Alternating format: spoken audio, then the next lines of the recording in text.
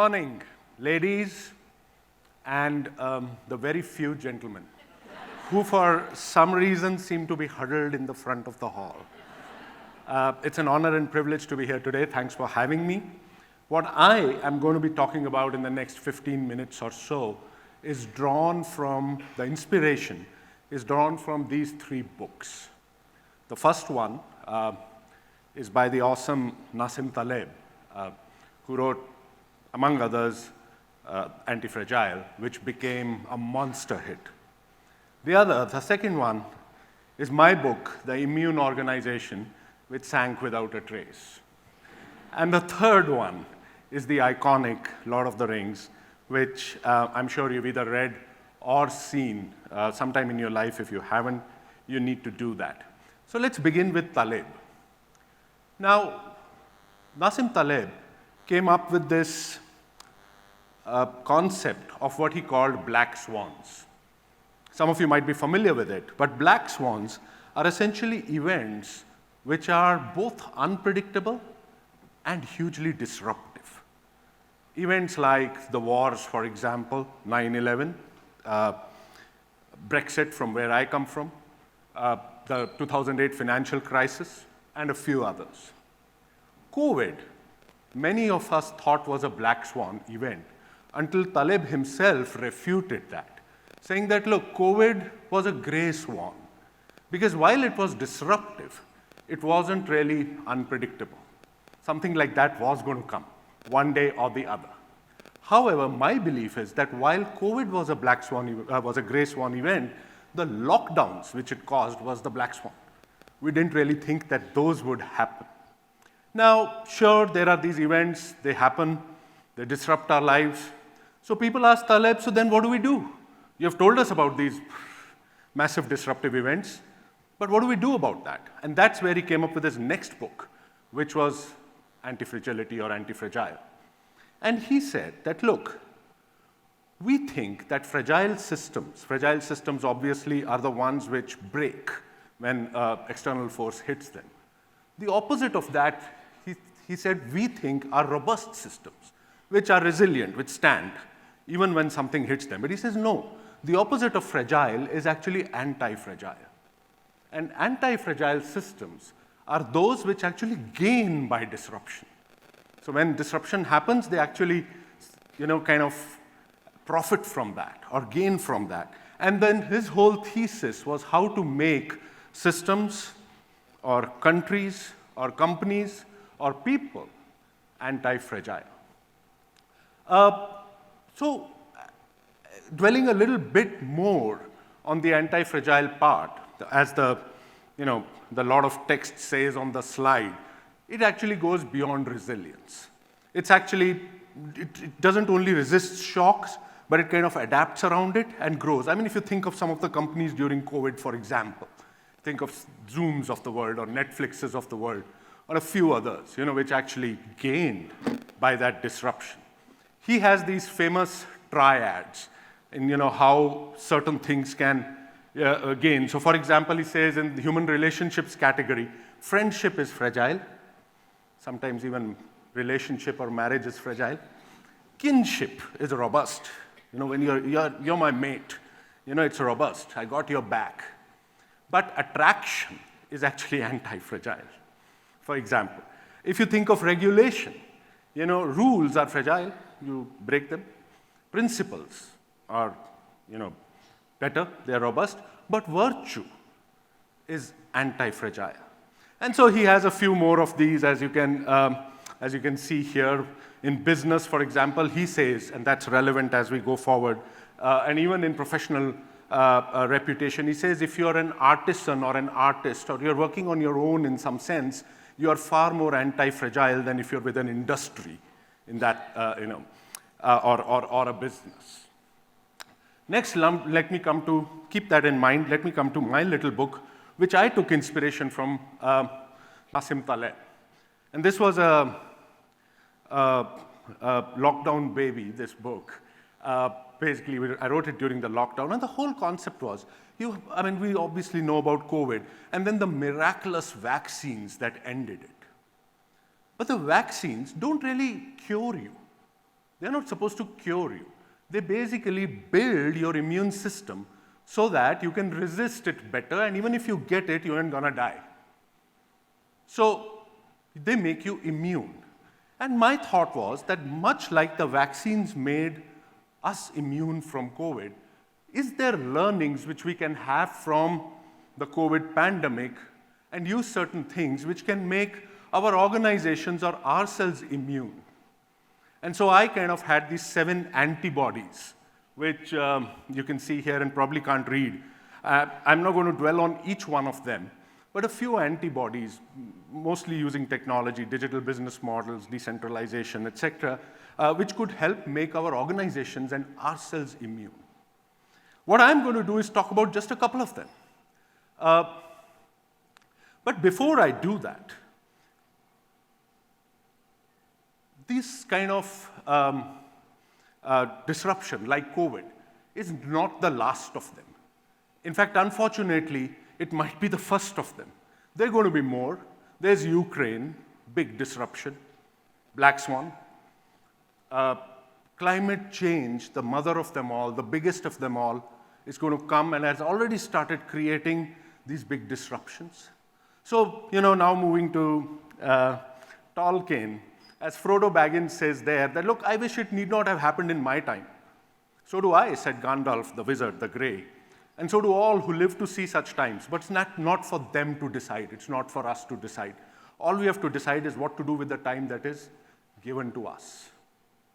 And these are the times which have been given to us, the times of continuous disruption. How do we withstand them? How do we become not only robust, but anti-fragile for these times? So I've picked a couple of antibodies, because I can't go through all 7 of them in the time that I have. But one of them, which is very relevant, my 6th one actually, is about lifelong learning. There was a time when we did most of your engineering, probably we did our MBA, and then we kind of sat back. We said our education is over. Now, company X, serve me for life. Okay, that's what it is. Unfortunately, that is not going to work anymore. Okay, we will have to get into continuous learning. And not only companies making you learn, you yourself, it's a life skill of learning continuously. Harvard, for example, is thinking of a 60-year MBA. So you start when you're 20, and if you're still around, you end when you're 80. You kind of do that 1 week or something every year. Great business model, by the way. And that's what is really needed, right? New things are happening, happening every year. And so the more diverse portfolio, here's my other definition of diversity, the more diverse portfolio of skills that you have means that your one skill, if it's threatened by something, you can kind of lean on others. I'll give you my personal example. I'm much older than most of you, but about 4 or 5 years back, or almost 8 years back, I decided I'm going to learn one new thing every 18 months on myself. I pay for it. And so one 18-month period, I became a coach. Another period, I became certified by Singularity, which is a future tech kind of company, and now actually I become an expert for them, so I teach there. Right now, as we speak, in my very late middle age, I'm doing my 2nd master's in AI and ethics in Cambridge University. So I spent some time there. So look, and you know what? My career therefore evolves with it, and I've kind of moved away from one company. The HR people close their ears. One company, many employees, to one employee, many companies.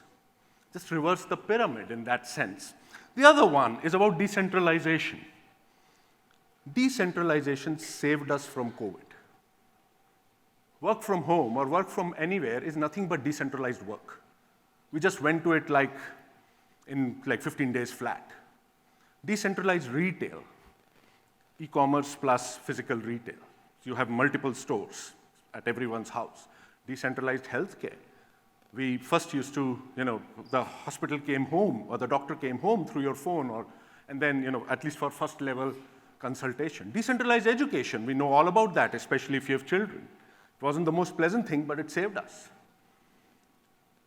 And this decentralization actually is going to continue. Even hospitality. Airbnb boomed. It was anti-fragile because people didn't want to stay in big centralized hotels anymore. And so decentralized hospitality. Decentralization is a huge antidote. And in fact, even Taleb agrees with me when he says that anti-fragility embraces decentralization and every employee becomes a problem solver. That's the other thing that happened. Authority kind of followed gravity. And it actually was pushed down rather than just the president or other people. And that's an amazing thing.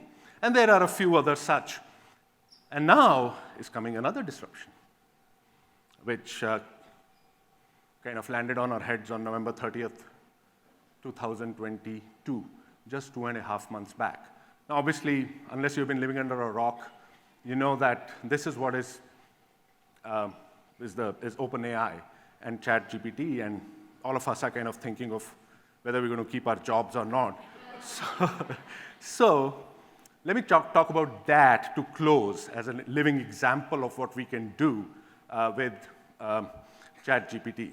So if I riff from Kai-Fu Lee's very famous talk, how do we leverage ChatGPT to be anti-fragile? 4 ways. There are 4 ways to think about ChatGPT and being anti-fragile.